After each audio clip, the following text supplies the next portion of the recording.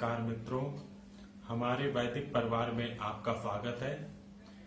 श्री वेद भाष्यकार श्री स्वामी शरण जी के मुख से वेद मंत्रों की सरल और प्रमाणिक व्याख्या सुनने के लिए हमारे YouTube चैनल को अधिक से अधिक लोगों तक पहुंचाएं, सब्सक्राइब करें, जिससे वेदों का प्रकाश घर घर तक पहुंच सके। आप कमेंट कर प्रश्न भी कर सकते हैं, हम सब प्रमाण उत्तर अवश्य देंगे। घर घर वेद मंदिर स्थापना अभियान में जुड़कर हमें सहयोग प्रदान करें। हमारा वेद भाष्य, वेदायन और अन्य वैदिक साहित्य घर बैठे प्राप्त करने के लिए आदेश करें।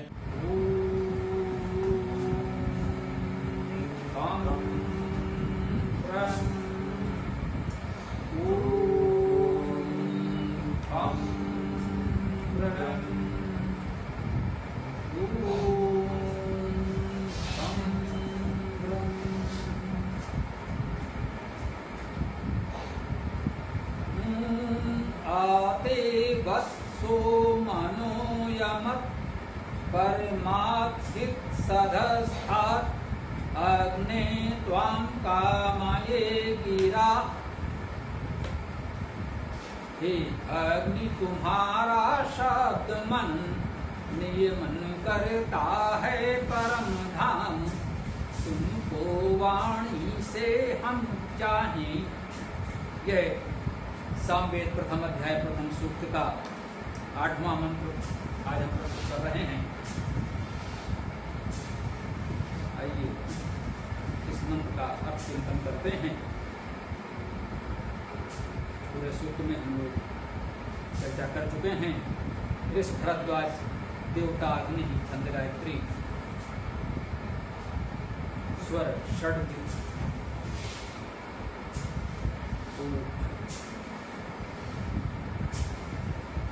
देवता अग्नि है, अर्थात अग्नि प्रदर्शी परमात्मा अक्षर है। हम सब जानते हैं कि ईश्वर एक है और वेद में उसे अनेक गुणवाची नामों से स्तुत किया गया है। अर्थात ईश्वर के विविध गुणों की स्तुतियाँ की गई हैं और उसे उन गुणों से संबोधित किया गया है। ये अग्नि सूक्त है, अर्थात इसमें परमेश्वर के अग्नि स्वरूप या अग्नि गुण की स्तुति की जाएगी। तो कहते हैं आ दे, आ उपसर्ग है। जैसा कि हम लोग जानते हैं कि वेद में उपसर्ग शब्दों से पृथक स्वतंत्र शब्द के रूप में आते हैं और अर्थ करते समय हम यथा स्थान इस उपसर्ग को लगाकर करते हैं। ते सर्वनाम है तुम्हारा, तुम्हारे लिए। वत्सो, वत्स, ये वत्स शब्द वद धातु से बनेगा। बोलने के अर्थ में वद धातु है, सब जानते हैं। वद बोलने के अर्थ से वत्स शब्द बनेगा। सा प्रत्यय है और सा प्रत्यय के आग्रह से दा का ता हुआ कि सा दंत स्थानीय है, तो तव वर्ग में दा का दंत ये प्रथम रूप में ये आ गया है। तो तव वर्ग पूरा दंत स्थानीय है, परंतु सा के साथ सामान्यता ता का प्रयोग अधिक होता है। व्याकरणाचार्यों के अपने नियम हैं, उसका मेरी चर्चा का यहाँ अवकाश नहीं है। तो वत्स का अर्थ हुआ बोलने वाला, जो सवाक है, जो बोलता है, बोल सकता है, वह वत्स है। कहते हैं ये तुम्हारे वत्स जो हैं, ये जो तुम्हारे वाणी संपन्न प्राणी हैं, बोलने वाले हैं, वत्स समानता हम बच्चों को भी कहते हैं। मनुष्यों में, अपने परिवार में भी, पशुओं में भी आशय यही होता है कि वो बस कुछ बोल सकता है, वहां वो भाव भी है। वो सभी प्राणी जो सवाक हैं, बोलते हैं, बोलने के सामर्थ्य रखते हैं। हम व्यापक अर्थों में, वत्स में हम उन सब को ले सकते हैं।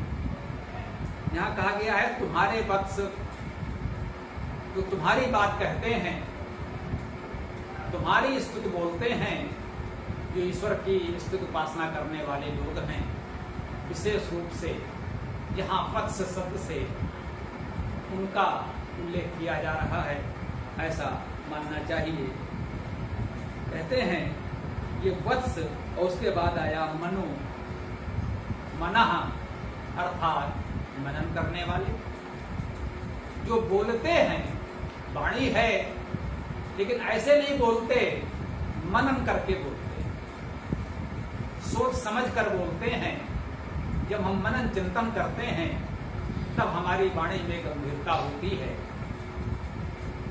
उसमें उस तथ्य होता है, सत्विचार होता है, अर्थात वह बात, वह वाणी हमारी सार्थक होती है जब हम मनन पूर्वक बोलते हैं, चिंतन मनन करके बोलते हैं। तो कहते हैं ये तुम्हारी वाणी, एक अर्थ तुम्हारा भी है और तुम्हारे भी है। ईश्वर की वाणी हम मानते हैं, वेद ईश्वर की वाणी है, या ईश्वर के द्वारा दी गई वाणी हमको जो भी है, जो सामर्थ्य है, कहते हैं वे तुम्हारी ही वाणी है, प्रभु की कृपा से ही हम बोल पाते हैं। तो हमारे जो बोलने के सामर्थ्य है वो उसकी दी हुई है, तो ये तुम्हारी वाणी है, इसलिए हम तुम्हारे लिए बोलते हैं। जो कुछ बोलते हैं हम स्तुति उपासना प्रार्थना उस एक ईश्वर के लिए करते हैं। तो कैसे करेंगे? मनन पूर्वक करेंगे। ये स्पष्ट किया गया कि अंधविश्वास और रूढ़ियों में नहीं फंसेंगे। हमें क्या करना है, कैसे करना है, क्या धर्म है, क्या नहीं है, क्या करना चाहिए, क्या नहीं करना चाहिए, इस विषय में पर्याप्त चिंतन मनन किया जाना चाहिए। केवल लकीर नहीं पीटनी है, रूढ़ियों और अंधविश्वासों में नहीं फंसना है। इसलिए कहा जा रहा है मनो यमक, यम धातु है नियमन करना। अनेक शब्दों में यम धातु के अर्थ भी किए जाते हैं। सबका सार रूप है नियमन करना। यम से नि उपसर्ग लगा तो नियम बन गया। नियमन किया जाए तो यमत का अर्थ है नियमन करता है। कैसे करेगा? तभी तो करेगा कि जब हम मनन पूर्वक बोलेंगे, नियमन होगा हमारे जीवन में, हमारी वाणी में, हमारे विचारों में। वो नियमित हो, संयमित हो, परिमित हो, उसे निराधार नहीं होना चाहिए, प्रलाप नहीं होना चाहिए। हमारी वाणी को मनन पूर्वक नियमन के रूप में होना चाहिए। उसमें एक नियम व्यवस्था होनी चाहिए। परमात्म चित्त सदस्थात, परमात्म परम से, चित्त परम से। एक तो सामान्य रूप से सब लोग बोलते हैं,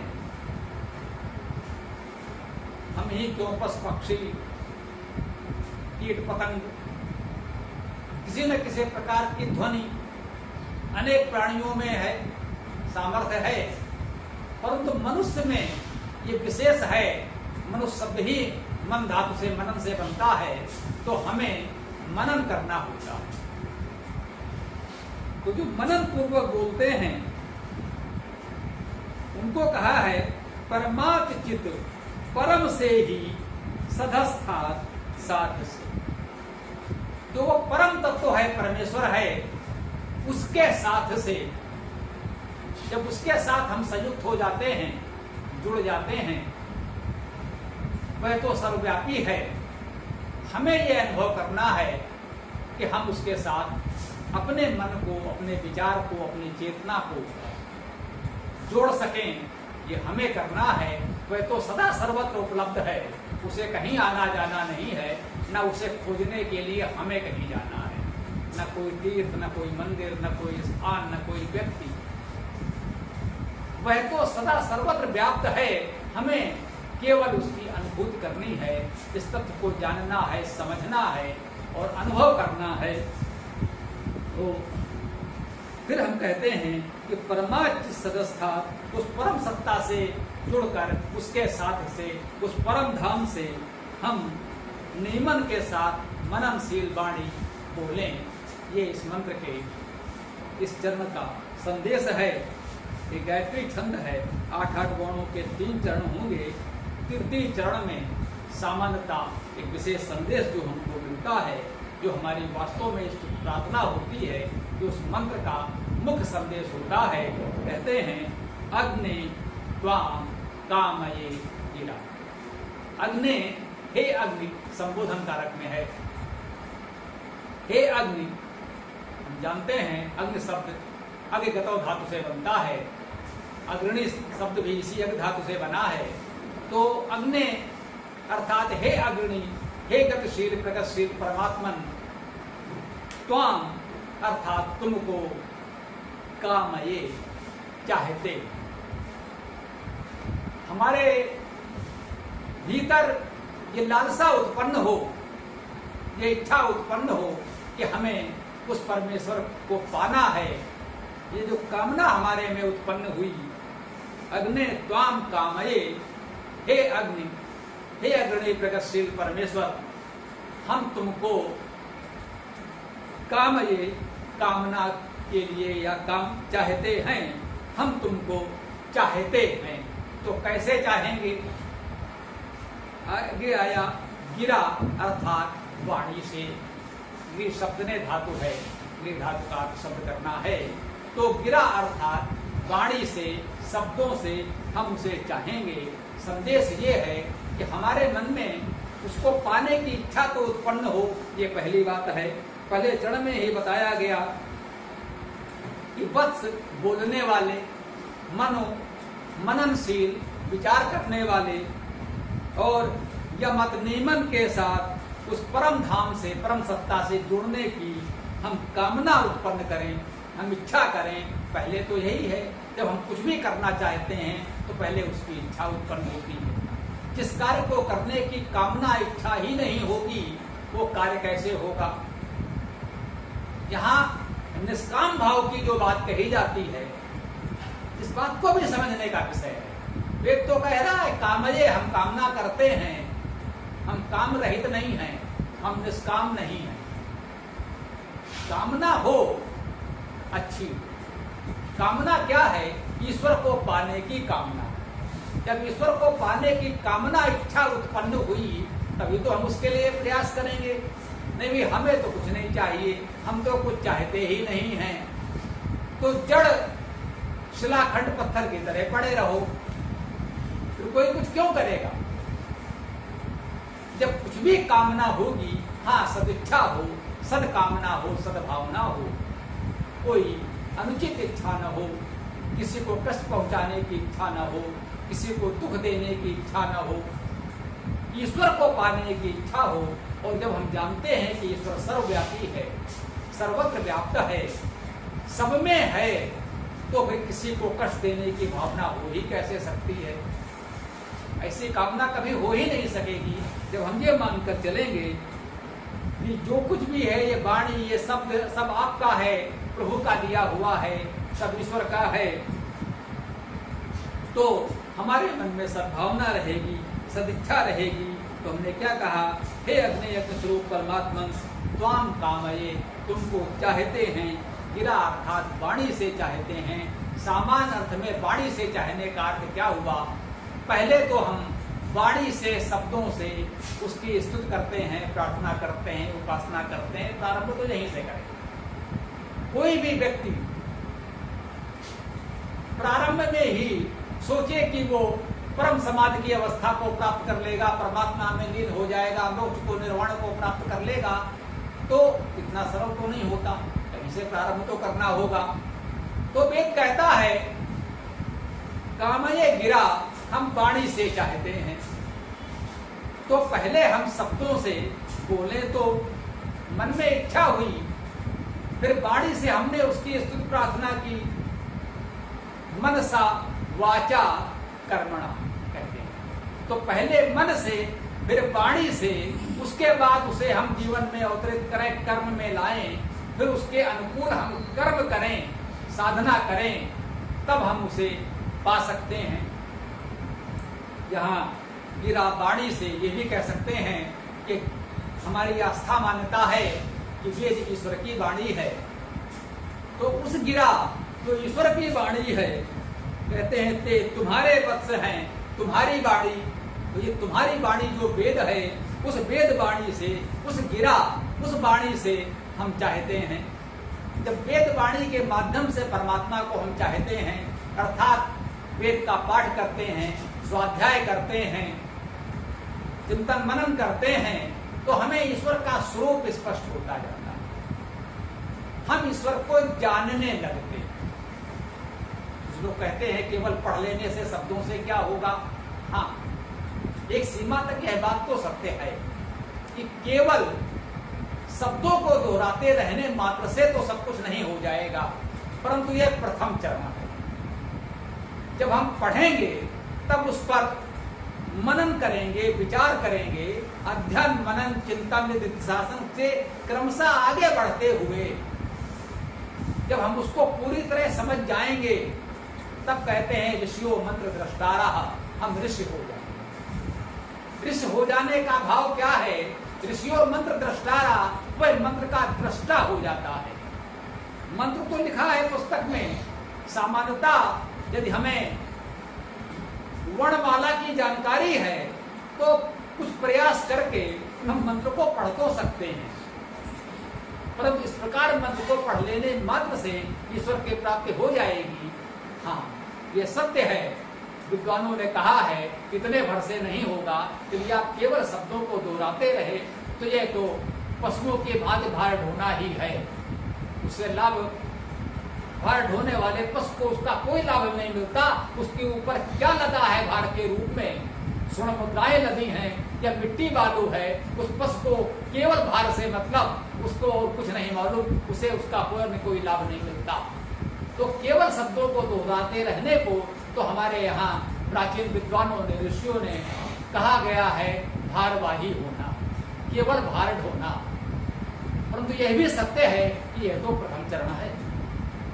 तो पहले हम उसका पढ़ना सीखें, पाठ करना सीखें, लयात्मक पाठ करें, फिर शब्दों का अर्थ जानें, फिर शब्दों का अर्थ जानकर उस मंत्र का हम मनन चिंतन करें और मनन चिंतन करके उस मंत्र के भाव को इतना ग्रहण कर लें, उसे अपना बना लें कि कहते हैं ऋषियों मंत्र दृष्टारा, वह मंत्र हमको दिखने लगता है।